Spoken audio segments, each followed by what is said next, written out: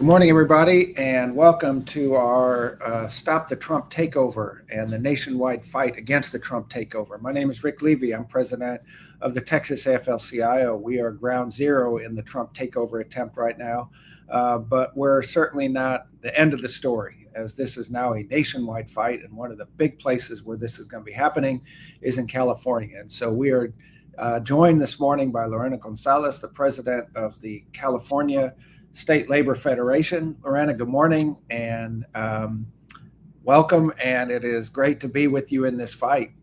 Your leadership and what's going on in California and what's happening in Texas, we're kind of flip sides of the same coin. So let me just say good morning and see if you want to say any words and welcome. Well, good morning to you, Rick, and good morning to all of our union members out in Texas as well as California.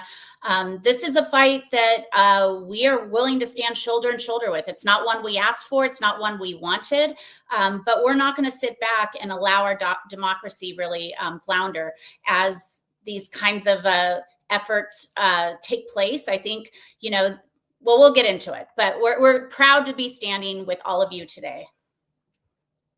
Yeah, so people are going like, why are Texas and California together on the same call? So what we're going to do is explain exactly why that is. And I'm going to start by just telling folks in California and around the country how we got to this point and what is the Trump takeover and what is it really doing. Y'all remember back 2 years ago when Donald Trump, or maybe it was 6 years ago, maybe, who knows, it's all Trump time, when Donald Trump was losing the election and for president, and his response to that was to call the Secretary of State in Georgia and the governor in Georgia, and he said, I need you all to find me 11,000 votes because I want to be the president. And the folks in Georgia, despite the fact that they were Republicans, said no, that the election is the election and we're not going to engage in cheating just to get you over the finish line. And we saw the kind of furor that caused. And ultimately they stood strong and the popular vote was respected and he did not become president. Now, fast forward to a couple weeks ago. He has passed some of the most unpopular policies that this country has ever seen, including the largest transfer of wealth from working class people to billionaires in the history of this country. He has thrown millions of people off of healthcare and healthcare coverage.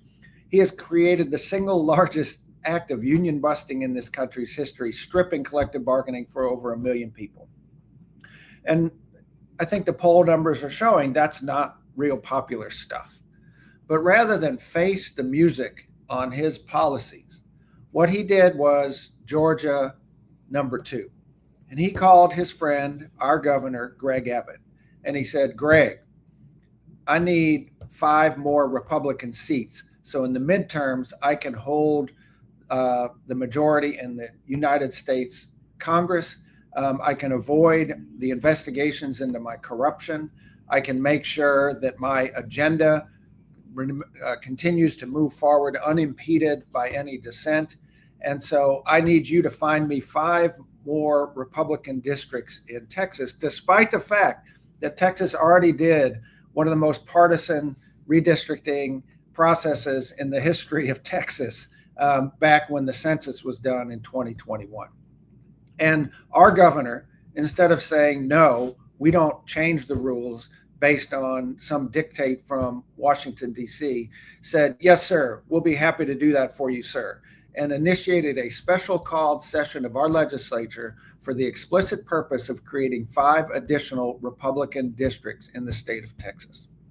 Now, this is unprecedented, and this kind of manipulation of the machinery of democracy based on the political fortunes of a single president, if allowed to stand, will completely frustrate our democracy and lead us further into the arms of a dictatorship. If the entire political apparatus of our country bends to his will, then that is exactly what is going to happen. But our governor and our legislature has said, yes, sir, we are your soldiers, Mr. President. So they've called this special session where they are ramming a partisan drawn map down our throats. And let me just give you two little things so I don't go too long. They introduced their map on a Wednesday. The quote unquote public hearing happened on Thursday in a way that working people, or Friday, the ways that working people had no ability to participate, where entire communities were ripped apart and reallocated to different to different congressional districts without any opportunity to be heard about what was happening. And they voted it. The hearing ended. We left the Capitol at 1 a.m. At 9 a.m. the next morning, they had voted that bill out of committee. By 9 a.m. the next morning, it was scheduled for House debate, and that's where we were. And so our Democratic delegation, which had won, it was clear that this was not a legitimate process. It was clear that this was a railroad for Donald Trump. Took the one action that they could take to stop it, which was to leave the state and deny a quorum so that they could continue to shove this down our throats. And they are sitting right now in Illinois, a sufficient number to block any to deny a quorum to institute Donald Trump's map.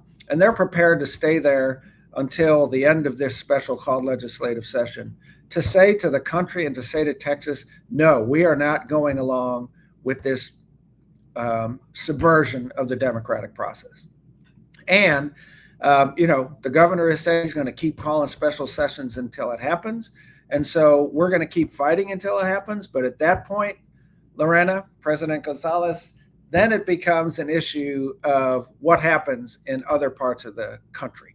Because if they do ultimately get their way and create 5 additional Republican seats in Texas so that Donald Trump can hold his majority, then it's going to be up to other states to say, what are you going to do to protect our democracy?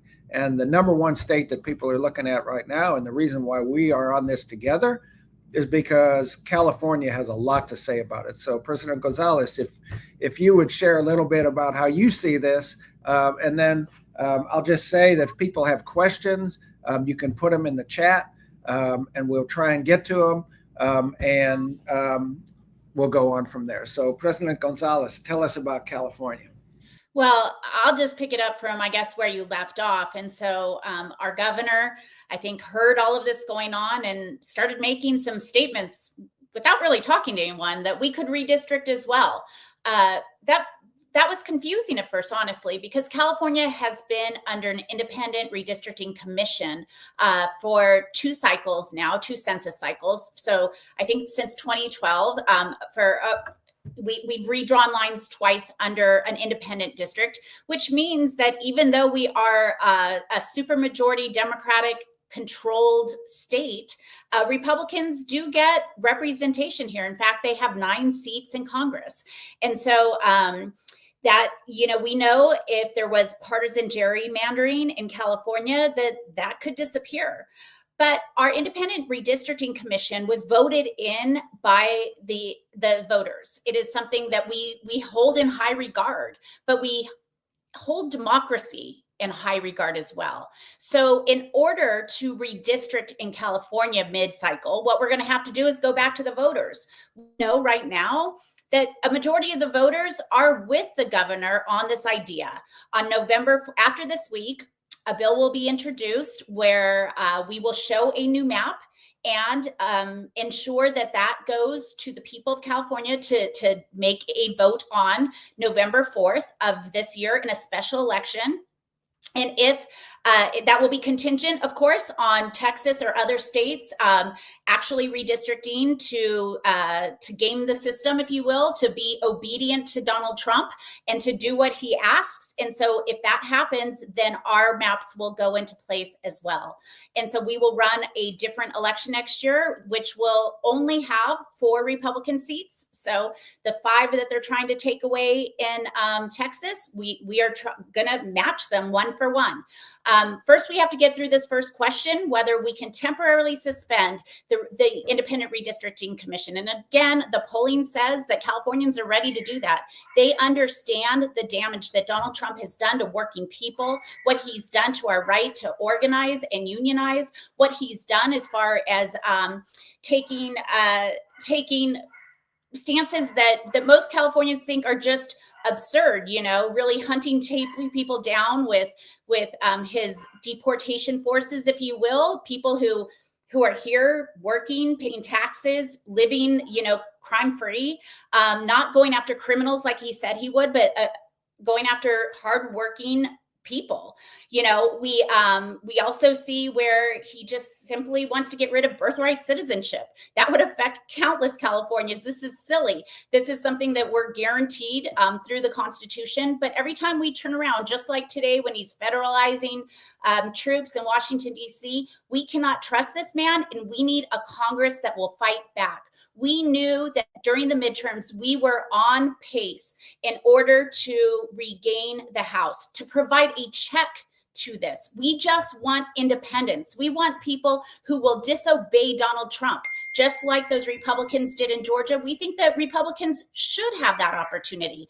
But the Republicans today are just really just completely falling over themselves to do anything and everything he asks. That's not how our system is supposed to be.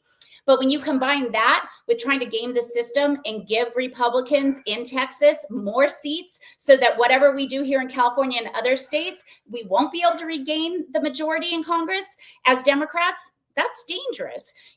California is in a unique spot because even when Donald Trump won in 2024, we were able, or 24, yes, these years like you going around and around, but we were able, unlike the rest of the country, we were able to actually win some House seats for pro-union Democrats away from anti-worker Republicans. We won 3 of them. So we picked up a net 3. We were getting ready for next year when we were going to keep those 3 and pick up maybe 2 or 3 more. We believed we could do that. But unfortunately, Donald Trump has decided to game the system in Texas. And because of that, we're going to stand with Texas, and we're going to stand with the unions in Texas and the workers in Texas and make sure that we have a chance still to have a Congress that is pro-worker and a Congress that will stand up to Donald Trump.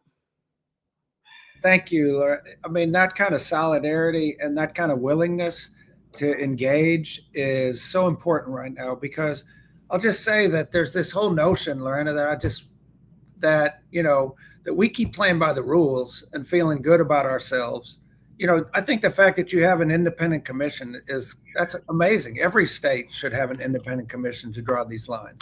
But if the other side is saying, we're just going to draw them like we want, then we can feel good about having an independent commission as we see our democracy go down the tube. So I think it's something that's really important for folks to understand, that right now it's not they go low and we go high. It's they go low and we fight, because if we don't, we're not going to have anything left to fight for. And I'll just say that the 5 districts that they have targeted in Texas all come at the expense of districts that were Black and Latino voters are currently the majority. And so this is not only because the other piece of this attack on the elections is a frontal assault on the Voting Rights Act. And they're counting on the fact that this Supreme Court and this Court of Appeals will be compliant with their efforts to gut the Voting Rights Act even further, which they've seen the Supreme Court is more than willing to do. So it's not just Republican seats versus Democrat seats. It's an assault on the Voting Rights Act, and it's assault on the very notion of democracy. So the fact that y'all are willing to engage and do that. I'll also say that in Texas, the labor movement is playing a really important role in being part of the backbone of the opposition to this. And I know that in California, the labor movement is a powerful force. And so talk about like the role of organized labor in this whole fight. I will talk about our role, but I want to point out something you said about the Voting Rights Act. One of the most exciting things about the opportunity to even temporarily redraw districts in California is even though we are compliant with the federal Voting Rights Act, we have a Voting Rights Act in California as well. And we have always struggled to gain as much representation as possible, or really as much as should be for the numbers we have of the Latino community. And this opportunity that we have in the next week to vote on a new map will actually, from what I understand, give us an additional Latino seat. That's really important for California's Voting Rights Act, because it's really hard to get to those levels of equity, even though we've been fighting for it in representation for a long time. It will help us get towards that. And so that's just an added benefit. But the labor movement is really, when it comes to elections in California, we know we're one of the biggest players. You know, we have 2.3 million union members in the AFL-CIO, and we represent a countless number of folks. And they're all over the map. You know, we have Democrats, Republicans, Libertarians, people who are declined to state, people who are Green Party. It doesn't matter. But one thing that does matter is they're fighters, and they want us to fight for working people. And they have made that clear time and time again. We saw in the last election that even, yes, our Republican union members who were dead set on voting for Trump were willing to break with him on the congressional level because they wanted a balance. They wanted someone to fight him. They want somebody to stand up on the worker issues. They may agree with parts of what he believes, but when it comes to collective bargaining, when it comes to Davis-Bacon, when it comes to wages, working conditions, when it comes to the right of people to be able to live the life they should live when they put in 40, 50, 60 hours, that's what they want. They want a president who understands and respects that. They didn't get it in Donald Trump, so they said, okay. Even the folks who did not agree with the Democrats on the federal level, they said, I'm going to go with a Democrat on the congressional level who will fight on those issues. Well, that's all thrown out the window, because we have seen Republicans who've said that they're willing to stand up for workers just roll over on this president and just take everything he's saying. And that is taking away the right, the fundamental right when it comes to organized labor of coming together with your coworkers and collectively bargaining for a better life. That is all we want in the labor movement. And this president has put that square in his eye and under attack. And so the labor movement in California will do everything we can to win this special election, and then to go get those additional 5 seats in Congress so that we ensure that working people have a way to organize, they have a way to collectively bargain, and they have a way to pave their future for themselves and their families. That is so well put, and it feels like, hearing you speak, I'm ready to come out there and work on your special election, because you know what the way you said that, like, regardless of whether they're Republicans or Democrats or whatever, people want to see somebody stand up to this bully, frankly, and to somebody to stand up for working people. And it's not happening. And like, for example, here in Texas, we just had devastating floods where like hundreds of people lost their lives and everything. And real leadership brings people together to address that kind of situation and that kind of problem. Instead, what this governor is doing for this president is driving a wedge down the very middle of our state and blocking real aid getting to these folks that he could just sign right now, but he's trying to use that as a hostage to get, and that is just so gross, it is so despicable that that's what's happening here. So I know if people want to help, I think one thing that folks can do is, number one, these state reps here in Texas are under a lot of pressure. And I'll just say that the governor has gone to the Supreme Court to get their districts declared vacant because they're not in the state, and is trying to criminalize folks who are trying to raise money for them.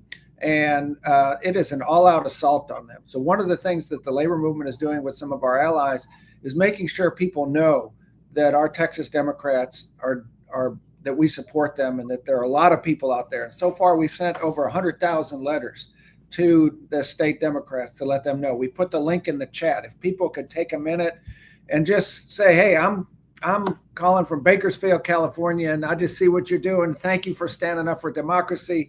That would be great. The second thing is There is a National Day of Action for this Saturday. There are over 50 events in over 20 states. Please, I know there's some in California. There's certainly some here. We're having a big one across the street here at the Capitol in Austin. Please, if you can make it to one of those, that would be great too. The thing about it, Lorena, is this. This is starting in Texas. It is not ending in Texas. And our job is to fight this as hard as we can fight here. Number one, to try and stop it. But realistically, whether we can or we can't, what we can say to the rest of the country is it's all of our fight together. And the labor movement across the country has to come together to make this happening. So if people are interested in those National Day of Actions, we've posted that link in the chat. You can find an event near you, and certainly get out and show your support. So Lorena, and I'll tell you this, I know you all have a special election. You will have a special election coming up to do this. We will be out there block walking with you to make sure that folks in California know what we're dealing with here. I mean, I don't think people have any idea how completely outrageous and brazen this power grab is. And if we don't stand up for it and do something about it, nobody's gonna. That's absolutely right. And we will be out there this Saturday. In fact, we're sending it out to all of our activists this week. We've had it on our socials already. We stand with you. We'll send out the link to write letters. That's all good stuff. But like you said, we will be facing a special election on November 4th.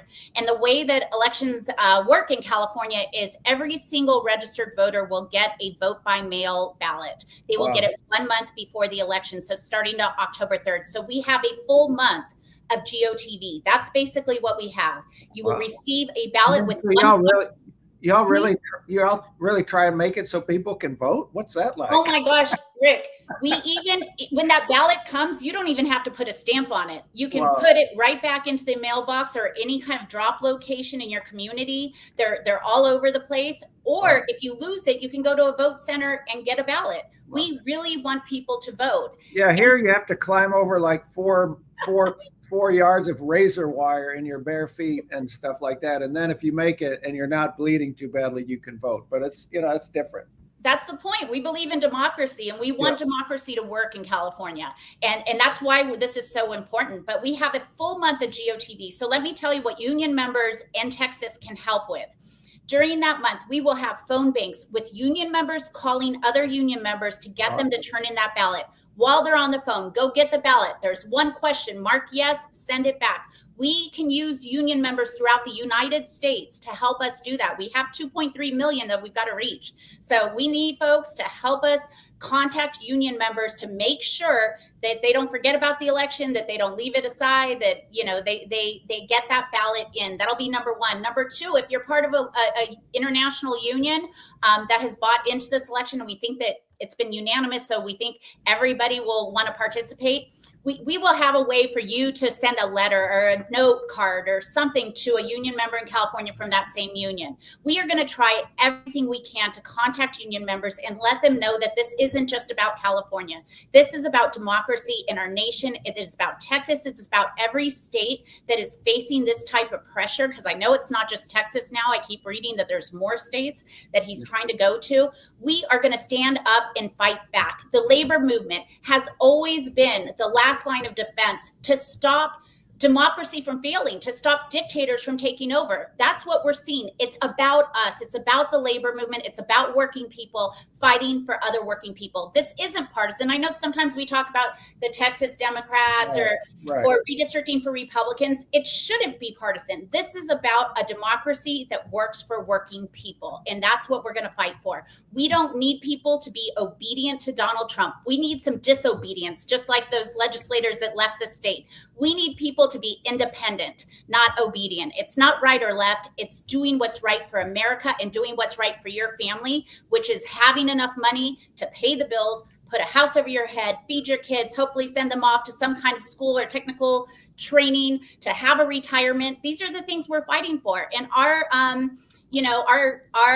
forefathers, if you will, in the labor movement, they faced even tougher battles, right? They lost their lives for the things that we have today. In California, we still have the 8-hour day. We still have a state prevailing wage. We still have, a very high minimum wage. They lost their lives for the right to collectively bargain. we've got to protect that with everything we have. And if that means fighting for Texas, we're going to fight for Texas. That's it lifts our spirits, President Gonzalez. It really does, because sometimes it can feel like you're all alone fighting these battles, and to know that this has really caught the attention of something like it's happening in California, that's really powerful. And I think one thing I just want to say, and then I think we'll wrap it up, but it's so important that people understand this is not a Democrat versus a Republican thing. It just is not. This is workers versus billionaires. This is making sure that workers have a seat at the table of our democracy. This is not turning the entire political operation of this country over to one man and his political fortune. This is about one person, one vote. This is about communities having access to the halls of power. And if the labor movement doesn't stand up for it, right now it's about redistricting. Right now it's about fellow employees losing their rights to have a union. Right now it's about people not having health care. But tomorrow it's going to be about none of us having a union. Tomorrow it's going to be about the entire AI, which I know you've been very active in running. We're all going to have computer bosses, et cetera, unless we can make sure that we keep a voice at the table. So I just want to say, I honor you and your work and your vision and the way that you've taken this fight on. It means so much to us, and it means so much to our folks who are fighting it in the Capitol across the street. And the fight may be starting here in Texas, but I'm feeling comfortable that it's not going to end here. So look forward to going down this road together with you, Madam President, and we will be there for you in November, just like you have been there for us right now. And the rest of the labor movement, let's all remember this Saturday, let's get out and show folks that this is something that is not going to, democracy will not die in darkness. We will be out and making our stand on Saturday. So any final words, Lorena? Or no, just thank you, brother. Been inspired by you, by your legislators, by this fight. It's about time. We're going to stand up and fight back. All right. Well, thank you so much. And y'all have a great day, and we'll be in touch. Thanks, everybody, for joining. Thanks for fighting for our democracy. Thanks for fighting for your union. We'll see you later.